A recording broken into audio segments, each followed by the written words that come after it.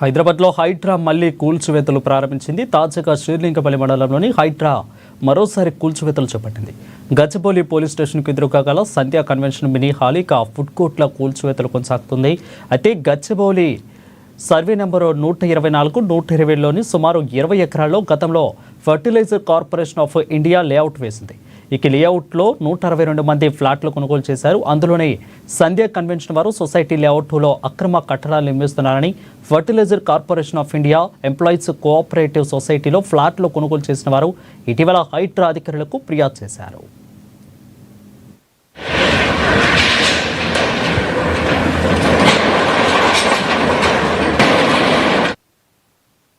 గతంలో వేసిన లేఅవుట్ నామరూపాలు లేకుండా రోడ్లు, పార్కులను కలుపుతూ సంధ్యా కన్స్ట్రక్షన్ పలు అక్రమాలకు చేపట్టిందని ఫిర్యాదులో పేర్కొన్నారు.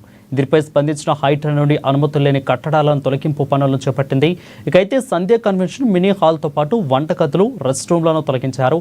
లేఅవుట్లను ఆక్రమించి నిర్మించిన రేకుల ఫెన్సింగ్, G+2గా నిర్మించిన 3 ఐరన్ షెడ్లను సైతం తొలగించారు. ఇంకా పలు నిర్మాణాలు కూల్చివేస్తున్నట్లు హైడ్రా అధికారులు తెలిపారు.